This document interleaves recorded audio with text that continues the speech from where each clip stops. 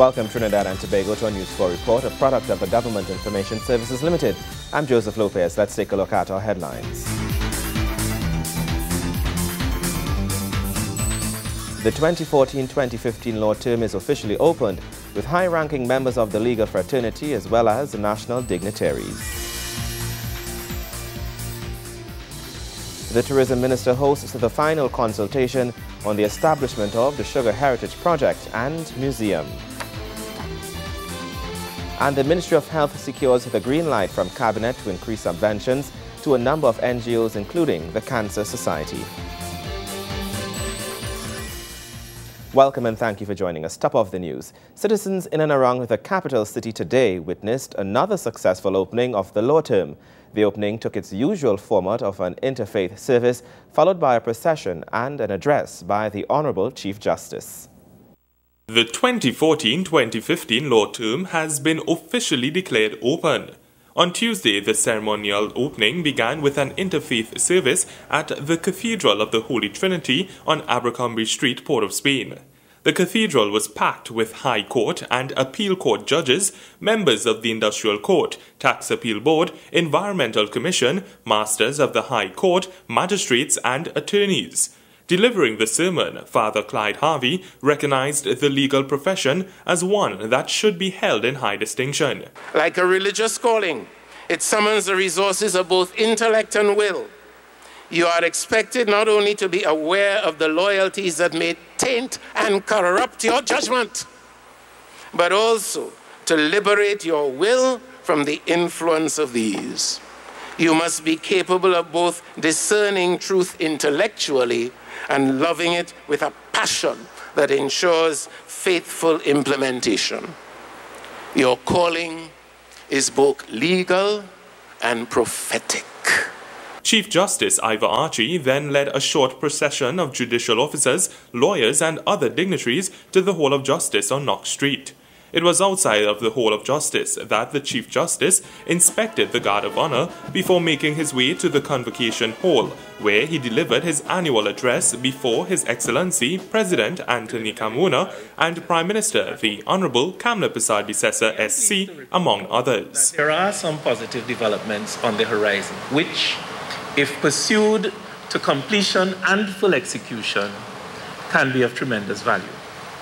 As we speak, a new and improved plea bargaining bill is being circulated for comment, and the Rules Committee is considering draft criminal procedure rules that are intended to impose some structure and discipline on the case management process prior to and during trial.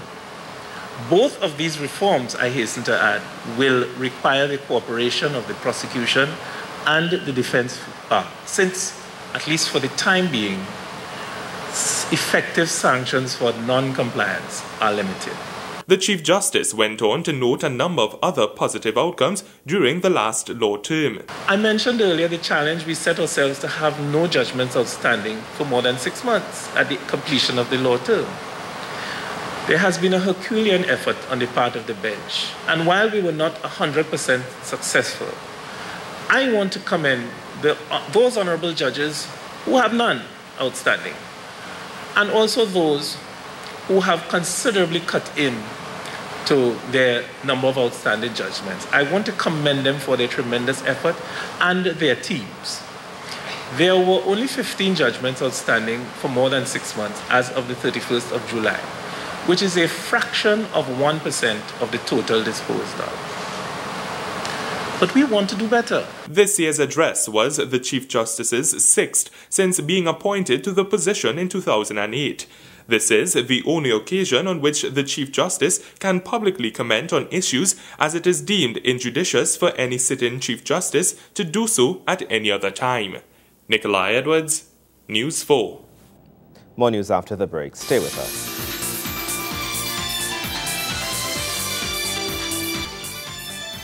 Welcome back. After the closure of Carney 1975 Limited, another window of opportunity is being explored for thousands through the establishment of the Sugar Heritage Project and Museum. Now, speaking at the final consultation of the project, Minister of Tourism Joel Hadid said Trinidad continues to be on a pathway of economic growth thanks to its establishment almost 4 years ago.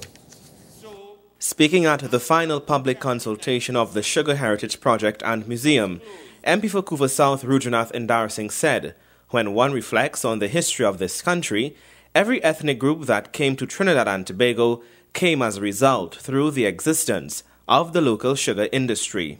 So, after Caroni 1975 Limited was closed, another window of opportunity is being created through the establishment of this Sugar Heritage Village and Project and Museum. And my dear brothers and sisters, I want to tell you here this evening that when we reflect upon the history of this country, every ethnic group that came to Trinidad and Tobago came to Trinidad and Tobago as a result of the very fact that the sugar industry existed in this country. So the rich cosmopolitan nature or diverse nature of this country and the rich cultural tradition of this country, our food, our clothes, our wear, our way of life has evolved over time as a result of the very presence of the sugar industry in Trinidad and Tobago. He said it is from that point of view we must understand where we were, where we are today, and where we want to go in the future. It would be very heartened to hear that from a diverse point of view, Minister Hadid is ensuring that every religious sector, everybody who has had a sense of history with the sugar industry will be part and parcel of the expansion of this project. And with expansion and development, certainly, I am sure that as my constituents and all within the Couva community will also be looking at the economic benefits. Delivering remarks, Minister of Tourism Gerald Hadid said he is extremely impressed with the work that has been so far accomplished on the 560 acres of land at Brechin Castle, Couva, for which many years was the heartbeat of the sugar industry. And I'm proud today to come and say we're going to do something to reopen and reopen the minds of the people of Trinidad and Tobago. My cousin closed this thing down. The worst thing that he could have ever done. And they put him in the ministry to just do that. Put thousands and thousands of people out of jobs and did nothing for them. And today I'm proud to say that my government, under the astute leadership of Kamla Prasad Bisesa, will create something out of what they thought was nothing to raise the quality of life and give opportunities to the citizens of this area. The project, he says, represents the process of destruction to preservation. Thus, the industry is now being preserved as a learning experience by a government that recognizes and respects those people who lived, worked, and died there. It is a remarkable achievement in itself to be here, bring in what I consider the premier tourist project that will be undertaken by this government before the next general election. We have everything in place, and it's going to be a public-private sector partnership. And in around 8 or 9 areas, the opportunity to invest in the country will be open to you. The Sugar Heritage Village and Museum will preserve the history, heritage, and legacy of King Sugar, and will showcase the production process and the livelihood of those who gave their lives so that our nation can thrive. Almost 4 years ago, Prime Minister Kamla Prasad Bisesa launched the Sugar Heritage Village and Museum at Brechin Castle, Couva, to preserve the memory of the sugar industry that once sustained the national economy. The museum is believed to record the historical and cultural legacy of the industry, which brought together many races, cultures, and traditions for over 2 centuries. The Sugar Heritage Village will house artifacts from the industry, including rail engines, railway lines, animal-driven crafts, tractors, harvesters, and other obsolete machinery. There is no age limit on learning. This is the reminder to citizens from Minister of Tertiary Education and Skills Training, Senator the Honorable Fazal Karim, as he delivers the featured address at the graduation ceremony for the National Energy Skills Center's Introduction to Computer Literacy program. Young and old learning together, a perfect example of education for all. This is just a snapshot of the wide and varying cross-section of persons who took part in the National Energy Skills Center, or NESC's, Introduction to Computer Literacy program. Speaking at the graduation ceremony, Minister Karim notes, with the age of the graduates ranging from 7 to 75, everyone is being given the opportunity to access education and learning in Trinidad and Tobago. Learning has no age barrier. As a matter of fact, you often will hear the words lifelong learning, life-wide learning, learning from the womb to the tomb. As long as we live, we learn. Addressing the parents of the younger graduates, Minister Karim urges them to cherish the children and nurture their learning process. However, he warns that nurturing their learning process comes with certain responsibilities. Now that they know the technology and they know the computer, supervise them. Do not leave them alone with it. Do not leave them alone on the laptop or the desktop or the iPad or the iPhone. You have to ask them what they are doing with it. Because there are many sites that you don't want them to go on. And there are many people and friends who they will make friends with or who will make friends with them that you don't want them kind of friends. It is one thing to know the technology. It is the next thing to manage the technology, to supervise the technology, and to make sure that they are safe and protected. Member of Parliament for Couva South, the Honorable Rudhvinath Indarsingh says the number of these training programs being put on and the number of persons being encouraged to partake is just another example of the government keeping its promise to the people. Kamla Prasad Bissessa made a commitment to address the issue of educational development from universal early childhood education to beyond tertiary level education. It gave a commitment towards the focused development of the tertiary level education sector in this country. A commitment that was clearly stated that before the first term of this government came to an end, that there will be an achievement, I think, Minister Karim, of more than 60% of where our youth population would have been involved in the tertiary level education sector of Trinidad and Tobago. Meanwhile, Minister Karim is examining the possibility of establishing a Science, Technology, Engineering and Maths Center at the NESC Point Lisas campus. He says if all goes well according to his wishes, the center will also teach courses in architecture, applied arts, design and creativity. As the government continues to promote learning and education, the minister has also announced that the aviation campus of UTT will be opened in less than 3 months in Camden.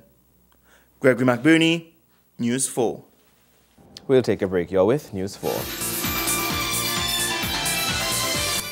Thank you for staying with us. With an understanding of the important roles that non-governmental organizations play in today's society, the Cabinet has increased the subvention to a number of NGOs through the Ministry of Health. Now, some of these subventions are subject to a review period to determine its longevity. Cabinet has approved an increase in the annual subvention to the Cancer Society of Trinidad and Tobago. This was revealed at Thursday's post-Cabinet news briefing. The Cancer Society is a non-profit voluntary service organization established in 1969, and according to the Minister of Health, his ministry has provided an annual subvention of $158,500. The amount of money that we will be giving to the Cancer Society, from July 12th to March 2014, there was a deficiency in the payments because of the agreement between the Northwest Regional Health Authority and the Cancer Society was finished. So therefore, the Ministry of Health Cabinet has approved $3,500,000 to cover that area. And there will be an increase of the annual subvention to $2 million to the Trinidad and Tobago Cancer Society for 2 years, with effect from a retroactive date of April 2014. The services that the Trinidad and Tobago Cancer Society will be providing are pap smears, breast examinations, mammograms, prostate examinations, PSA, which is prostatic specific antigen blood test for prostate cancer, colonoscopies, colposcopies will be visualization of the cervix, and ultrasounds, all related to the disease of cancer. Dr. Khan noted that HIV is the 8th leading cause of death among all ages in Trinidad and Tobago. He explained that since the first case of HIV was detected in this country in 1983, there have been 25,000 HIV-positive cases up until 2012, of which 6,487 developed into AIDS cases and 4,096 were AIDS-related deaths. The Community Action Resource has been operating for the past 26 years with a mandate of enhancing the quality of life of people infected with HIV through advocacy and the provision of support services. According to the minister, over the past 2 years, the organization has broadened its mandate to also include empowering communities to change attitudes and behaviors towards those infected with HIV. CARE, which is the group, continues to provide support services for drop-in patients, counseling services, group therapy sessions, follow-up services for new diagnosed patients, the supply of medication, and education awareness programs. Cabinet has agreed today to grant an annual subvention to the Community Action Resource CARE in the amount of $222,240 for a period of 1 year with effect on July 1st, 2014. Upon completion of the 1 year period, a comprehensive evaluation of CARE in this program will be conducted by the NGO unit of the Ministry of People and Social Development to determine the continuance of the subvention quantity. Minister Khan also revealed that Cabinet had approved an annual subvention to the Cotton Tree Foundation in the sum of $1,063,840 with effect from September 2014 for 3 years. The foundation was established to improve life chances through the vehicle of education. Its constituents are the residents of St. Anne's, Cascade, Belmont, East Dry River and environs. Nikolai Edwards, News 4. More news when we return. Stay with us. Welcome back. More than 120 youth seeking new business opportunities recently took part in the first Tobago edition of the Vacation Craft Program, which was held by the Ministry of Community Development through the Export Centres Company Limited and the Tobago House of Assembly's Division of Community Development and Culture. Now, the Vacation Craft Program, which was started in 2012, has seen over 1,200 youths trained thus far. And here's more in this report. This year saw the largest intake of participants to the Vacation Crafts program when the Export Centres Company Limited partnered with the Tobago House of Assembly in adding 2 Tobago centres, one in Calder Hall and the other in Roxborough. Chief Executive Officer Hansen Narayansin explained that the program is designed to empower young people and develop viable economic options for citizens through hands-on learning. The Vacation Craft Program, delivered by the Export Centres, that specifically targets teenagers, was conceived out of the context of the revitalization of the craft industry in Trinidad and Tobago. Perhaps I need to qualify this. We believe at the Export Centres that any change, especially within the context of reinvigorating and breathing life into our craft industry, must be generational. The youths were exposed to 7 disciplines, including sugarcraft, airbrush, balloon craft, tie-dye, wood burning, glass engraving, and leather.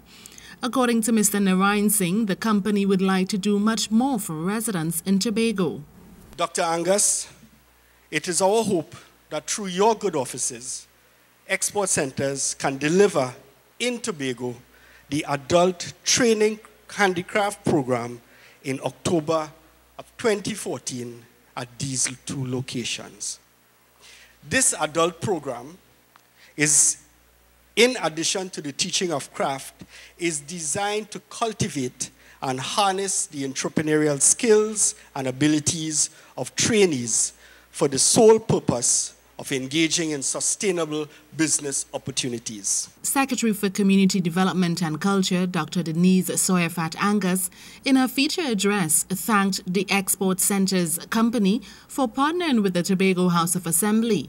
She noted that the Vacation Craft program joined a list of other skills training workshops and projects offered by the THA, and that these opportunities could help young entrepreneurs build homegrown businesses, whether through loans or grant funding.